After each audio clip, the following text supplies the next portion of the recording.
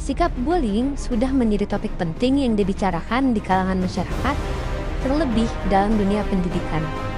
Masalah tersebut menurunkan etika dan moralitas seorang anak terhadap orang lain.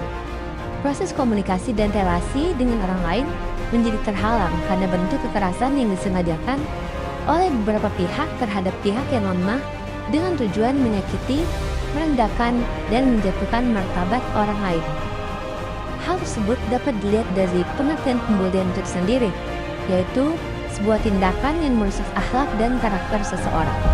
Nah, pada video kali ini, kami akan paparkan beberapa pendapat mengenai salah satu penyimpangan moral dan etika, yaitu bullying. Di sini saya sudah bersama narasumber saya. Mungkin Mbak boleh perkenalan diri? Iya, jadi perkenalkan, nama saya Feby. Nama aku Fadila Susyarofa. Nama saya Cian Rohma dan aku Nurlela Kamaliyah. Saya dari Departemen Teknologi Pendidikan, Fakultas Ilmu Pendidikan. Dari jurusan Geografi, Fakultas Ilmu Sosial. Dari Fakultas Ilmu Sosial, jurusan Geografi. Dari jurusan Ekonomi Pembangunan. Baik Mas, apa yang Mas ketahui tentang etika dan moral? Nah, untuk etika sendiri itu menurut saya itu dari masyarakat atau sosial peraturan yang dimana harus kita patuhi.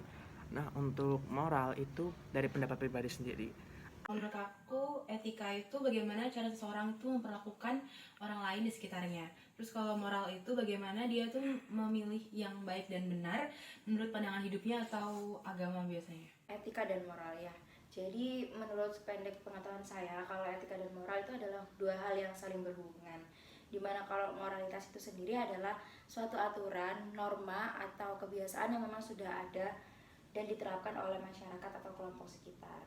Nah, kalau etika adalah bagaimana seseorang bersikap atas moralitas itu sendiri, atas norma-norma dan aturan yang berlaku. Menurut kalian, bagaimana sikap orang yang memiliki etika dan moral yang baik dalam kehidupan sehari-hari? Menurut saya, orang yang memiliki etika dan moral dalam memerankan orang lain, dia akan lebih santun, lebih memuliakan, tidak berlaku semena-mena, dan mungkin lebih menghargai. Seperti apa ya? Untuk etika mungkin kayak peraturan tata tertib. Nah, kalau moral sendiri itu kayak kita menentukan teman atau orang, oh ini tuh benar atau salah orangnya untuk kita dekati gitu.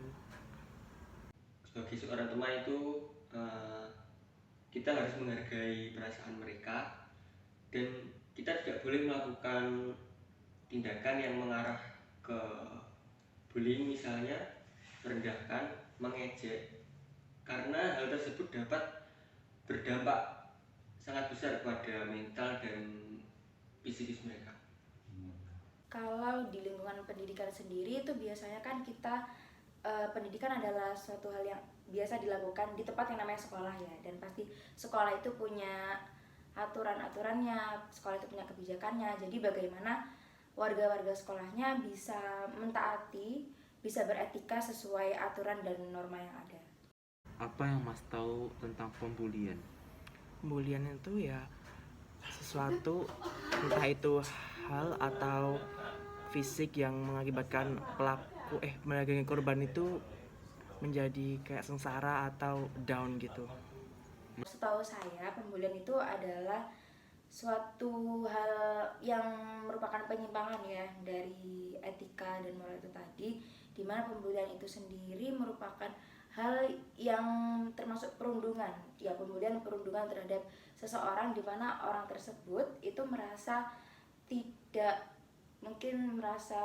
tidak dihargai atau mungkin menerima perlakuan yang tidak mengenakan dari lingkungan sekitarnya. Kalau menurut aku, bullying itu tindakan yang menindas karena adanya perbedaan dari segi ekonomi seorang, terus juga fisik, terus dalam juga kekuasaan gitu. Menurut saya adalah salah satu tindak kekerasan yang dilakukan secara verbal maupun non-verbal yang biasa dilakukan oleh salah satu orang maupun sekelompok orang. Berarti tadi pembulian itu masuk ke dalam pelanggaran etika dan moral ya? Iya, benar. Iya.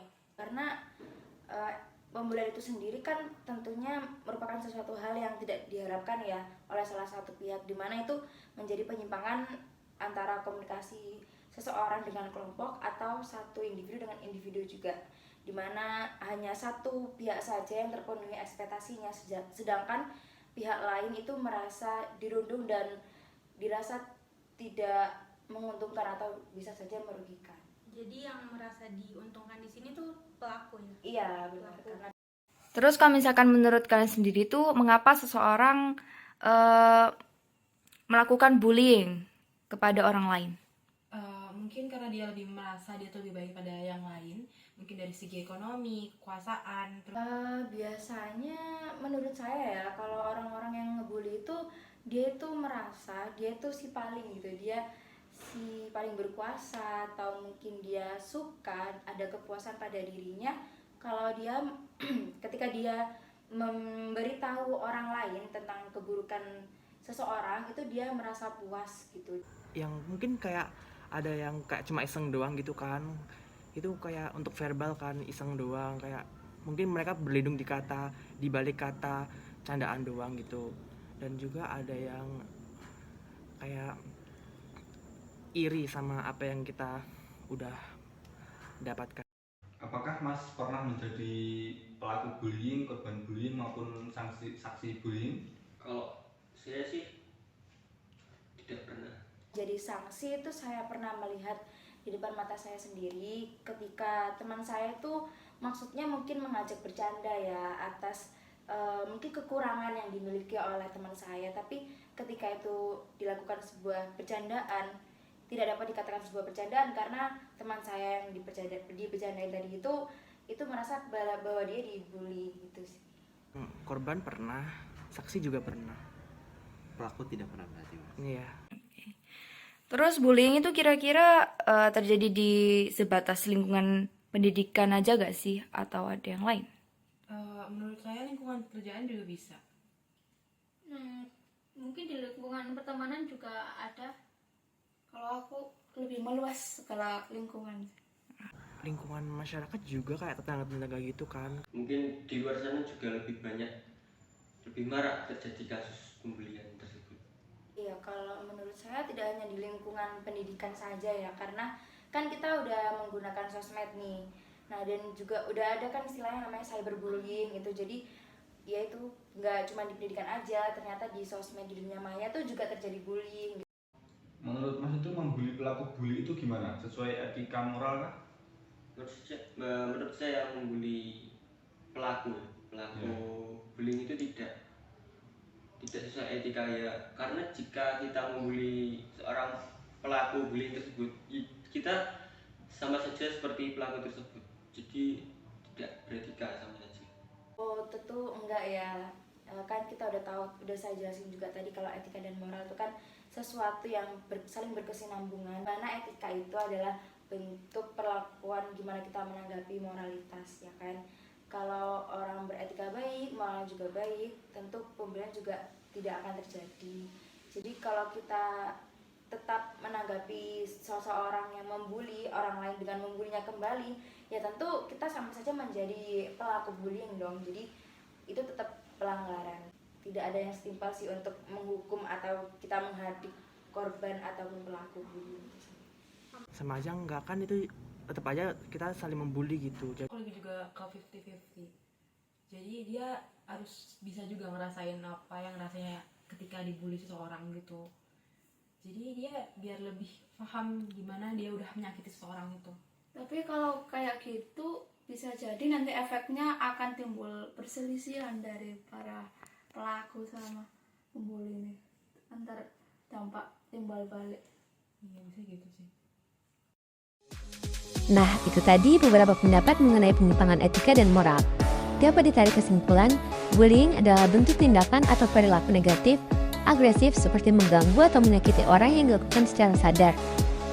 Pembulian ini dilakukan tidak hanya di lingkup pendidikan saja, tapi juga di masyarakat, keluarga, pertemanan, bahkan di sosial media yang sering disebut cyberbullying. Mungkin itu saja yang dapat kami sampaikan pada video kali ini. Sampai jumpa di video selanjutnya. Bye-bye.